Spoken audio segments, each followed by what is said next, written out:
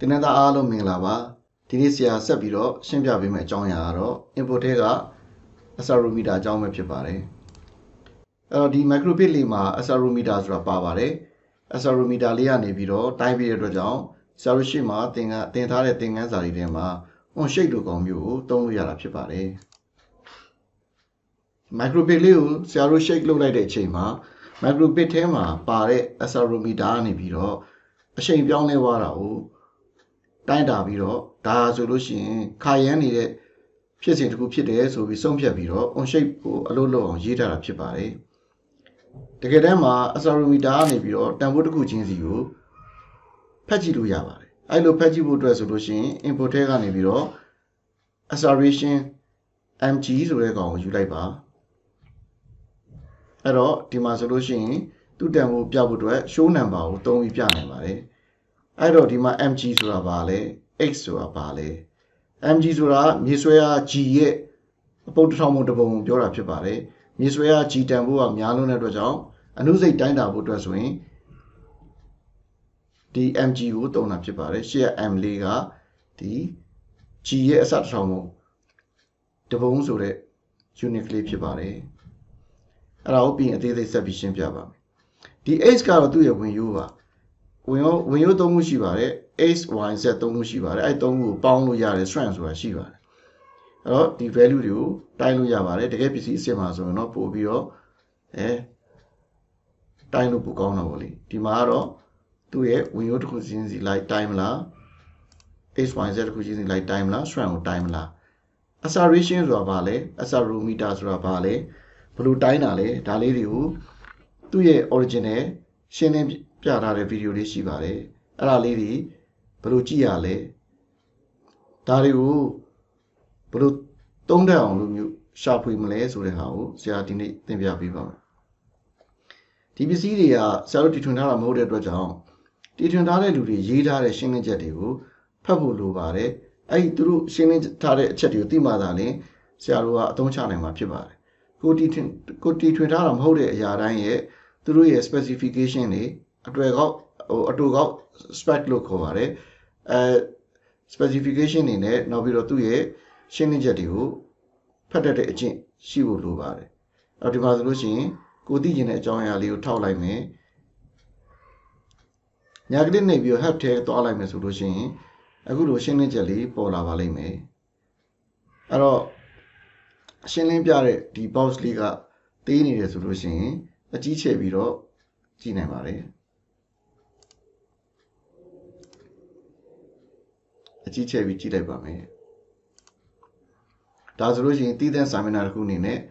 ပေါ်လာမှာဖြစ်ပါတယ်အဲ့တော့ဒီမှာရှေ့က m လေးကမီလီဆိုတဲ့ unit လေးကိုပြတာဖြစ်ပါတယ်အဲ့တော့ g-force ရဲ့အပုတ်တစ်ထောင်ပုံတစ်ပုံကိုပြောချင်တာဖြစ်ပါတယ်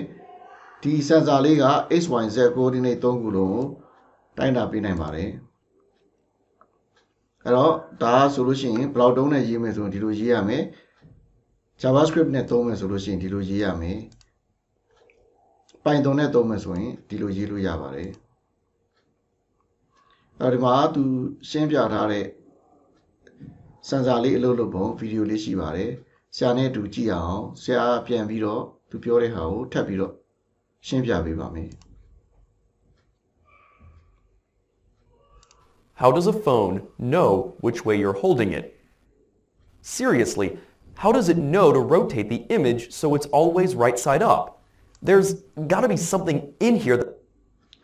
အဲ့တော့ဖုန်းတစ်လုံးကိုဆရာတို့အနေနဲ့ထောင်လိုက်တဲ့အချိန်မှာအလိုက်တင်ပြောင်းလဲပေးတာကိုတွေ့ရပါလိမ့်မယ်ဖုန်းရဲ့ပုံစံပြောင်းလဲသွားပြီမဲ့ဘာဖြစ်လို့အထက်က software တွေကအလိုက်တသိနဲ့ကိုကြည့်လို့ရအောင်အလိုက်တင်တွေပြပေးနေတာလဲဘယ်လိုများဖန်တီးထားရလဲတဲ့ that does that.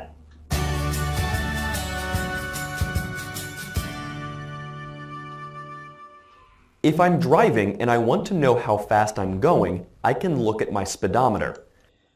ကားမောင်းတဲ့အချိန်မှာအမြန်နှုန်းကိုတိုင်းဖို့အတွက်ဆိုလို့ရှိရင် speedometer ကိုကြည့်ပြီးတော့အမြန်နှုန်းသိနိုင်ပါတယ် My speed tells me the distance I'll travel for a given amount of time. For example, 100 kilometers per hour means that in 1 hour, I'll travel 100 kilometers. ကားတစ်စီးကသူ့ရဲ့အမြန်နှုန်းကိုတိုင်းဖို့အတွက်ဆိုလို့ရှိရင်အကွာအဝေးနဲ့ကြာချိန်ကိုသိလို့ရှိရင်သူ့ရဲ့အမြန်နှုန်းကိုအဖြေရှာနိုင်ပါတယ်ဥပမာအားဖြင့်100 km/h လို့ပြောနေတာကအချိန်တစ်နာရီအတွင်းမှာအချိန်တစ်နာရီခရီးသွားမယ်ဆိုလို့ရှိရင်0 km ကနေပြီးတော့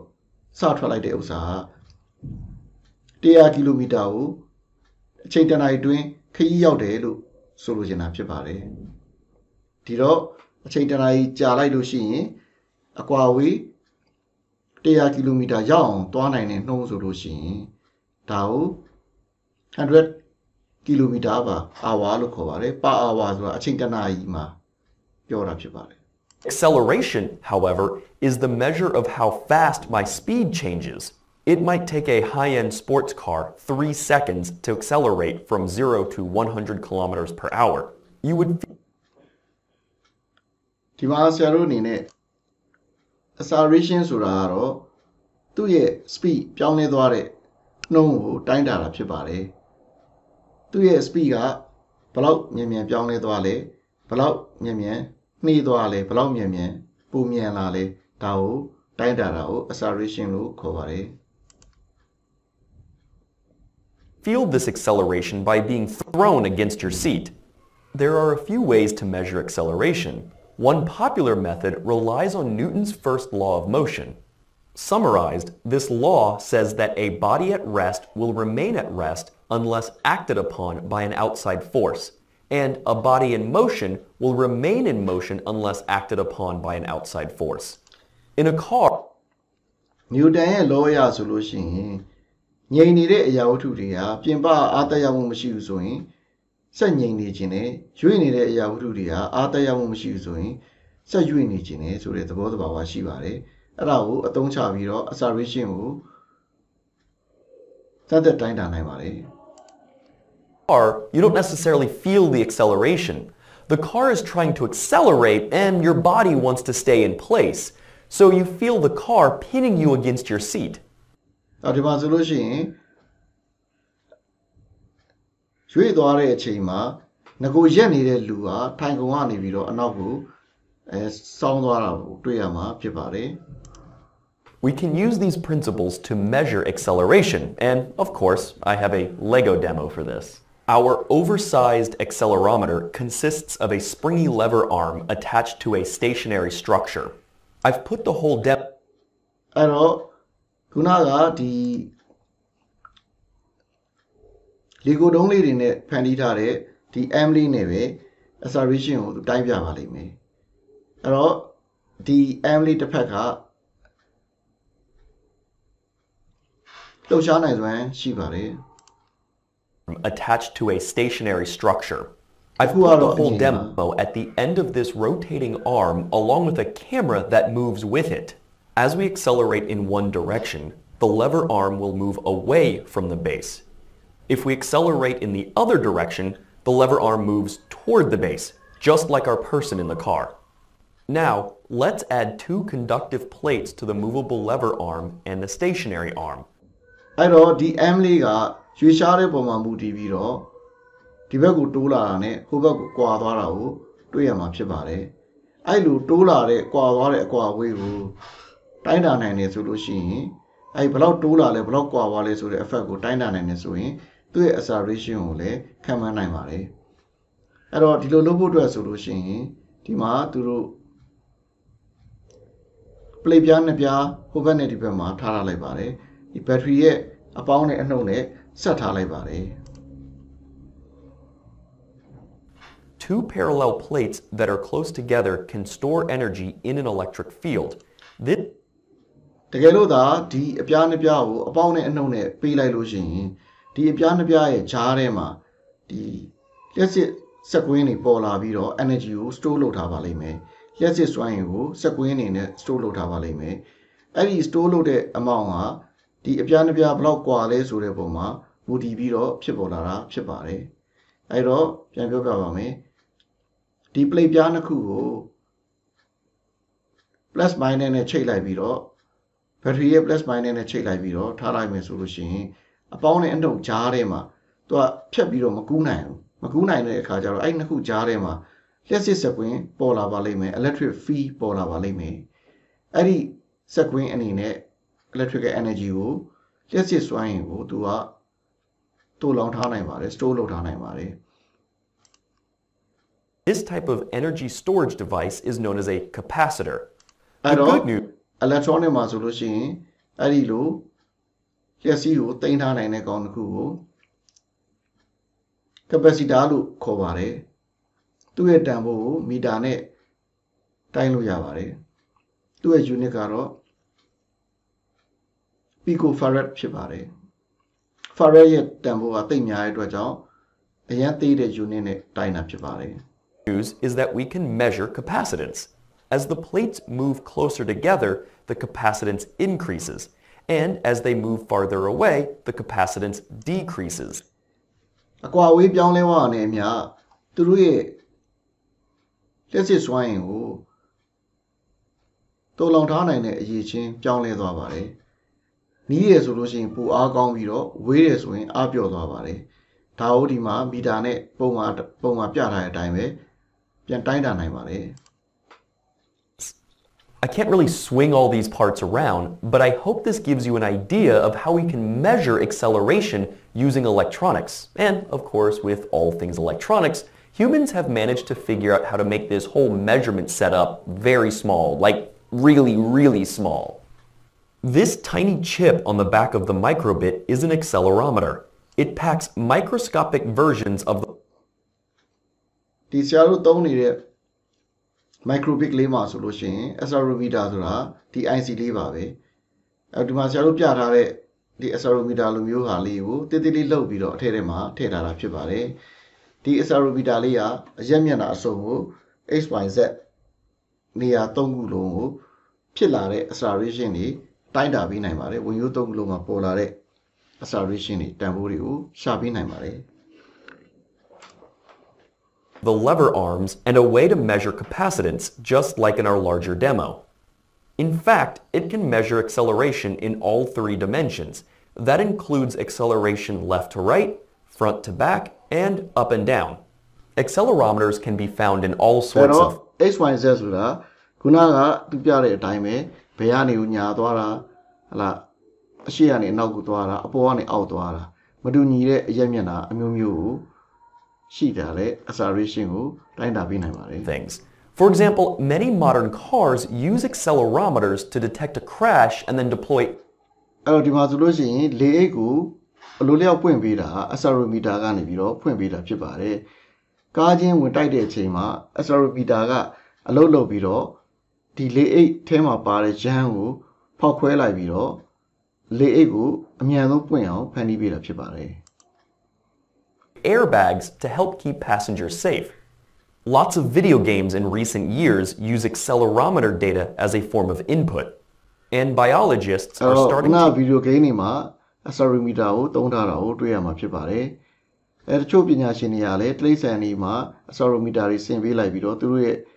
သဘောတဘာဝကိုသိအောင်ကြိုးစားကြပါတယ်။ use accelerometers to help track the movements and behaviors of some animals.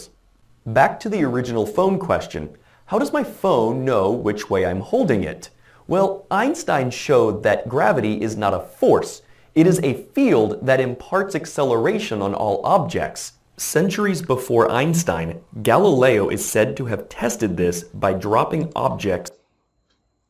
အဲ့တော့ Eiffel Tower ဘောကနေပြီးတော့အလေးချိန်ကွာခြားတဲ့ပစ္စည်းတစ်ခုကိုအောက်ပစ်ချလိုက်ပါတယ်။တကယ်တမ်းအောက်ကိုကျတဲ့အချိန်မှာအတူတူပဲကျတာကိုတွေ့ရတာဖြစ်ပါတယ်။ဒါကြောင့်မြေဆွဲအား constant ဖြစ်ပါတယ်။အလေးချိန်ပေါ်မူတည်မနေဘဲနဲ့အရာဝတ္ထုအားလုံးပေါ်မှာအတူတူအကျိုးသက်ရောက်နေတာဖြစ်ပါတယ်။ဒါကြောင့်မလို့အလေးချိန်မတူတဲ့အရာတွေကိုအိမ်မှာစမ်းပြီးတော့ပြစ်ချကြည့်ပါ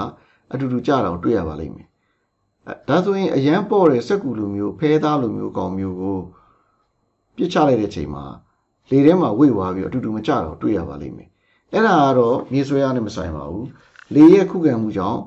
လေတိုက်တဲ့အတွက်ကြောင့်ပါသွားတာဖြစ်ပါတယ်။လေရဲ့ခုခံမှုသာမရှိရင်အတူတူကျမှာဖြစ်ပါတယ်။လေရဲ့ခုခံမှုမခံရတဲ့အရာဝတ္ထုအပေါ်နဲ့ အလေးကိုအတူတူချပြီးတော့စမ်းကြည့်ပါဘလောက်ပဲလေးလေးဘလောက်ပဲပေါ့ပေါ့တူတူပဲကြပါတယ် of different masses off the Leaning Tower of Pisa. During the Apollo 15 mission, Commander David Scott repeated Galileo's experiment အဲ့တော့ Apollo 15 အာကာသယာဉ်နဲ့လပေါ်ကိုရောက်တဲ့အချိန်မှာလေအာကာသယာဉ်မှူးကနေပြီးတော့တူနဲ့ဒီဖဲသားလေးနဲ့ကိုနှစ်ခုကိုပြစ်ချပြီးတော့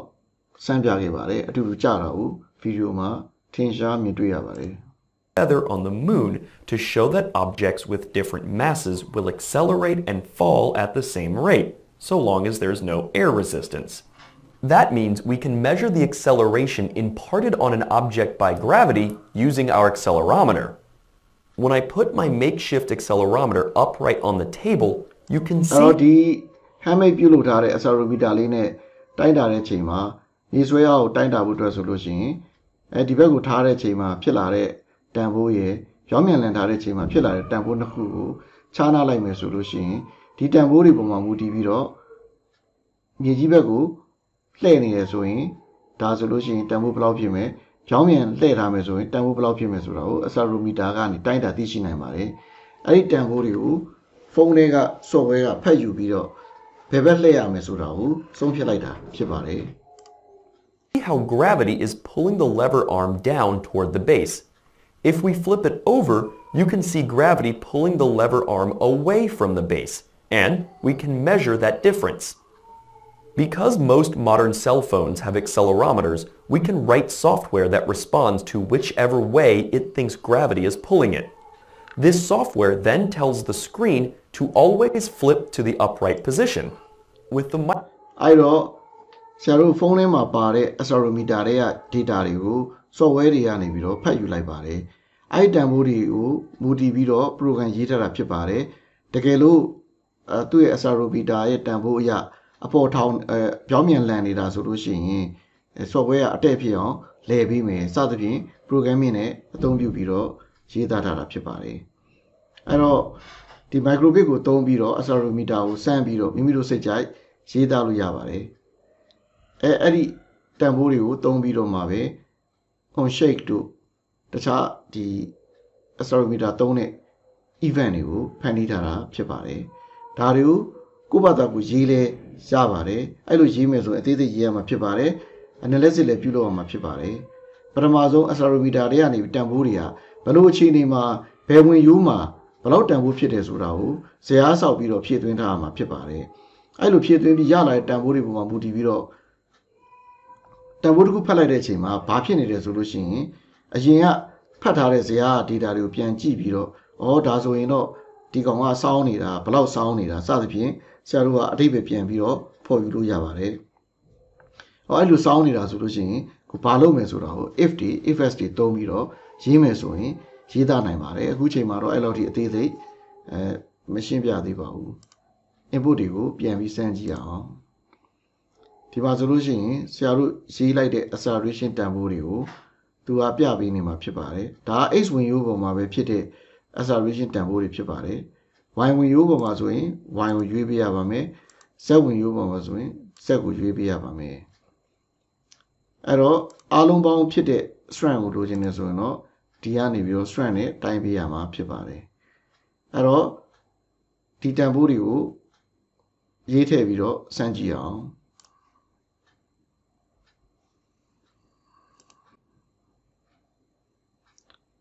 program ကိုရေးထည့်လိုက်ပါမယ်ဒါဆိုရင်သူ့ရဲ့ acceleration တန်ဖိုးတွေပေါ်လာပါပြီဒါကလောလောဆယ်သူ့ရဲ့ strand ပါ strand ဆိုတာဒီ xyz သုံးခုလုံးမှာဖြစ်လာတဲ့တန်ဖိုးတွေပါသူ့ကိုစောင်းလိုက်တာနဲ့လှုပ်ရှားလိုက်တာနဲ့တန်ဖိုးတွေကအမြဲတမ်းပြောင်းလဲနေမှာဖြစ်ပါတယ်အဲ့တော့ဒါက sensor တွေနဲ့ input ဖတ်ပြီးတော့အလုပ်လုပ်တဲ့သဘောပါဒီတန်ဖိုးတွေကိုဘာဖြစ်ရင်ဘာလုပ်မယ်ဆိုပြီးတော့ရေးသားပြီးတော့ခိုင်းစေနိုင်ပါတယ်လောဆယ်တော့ငါကို input တွေဖြစ်တဲ့ on shake တို့ဒီ event တွေက accelerometer ကိုသုံးပြီးတော့ဖန်တီးထားတယ်ဆိုတာကိုရှင်းပြချင်တာဖြစ်ပါတယ်ဒီနေ့သင်ခန်းစာလေးရတော့ရှင်းနေပြီမို့လို့ဒီလောက်နဲ့ဖြတ်လိုက်ပါမယ်အားလုံးကိုကျေးဇူးတင်ပါတယ်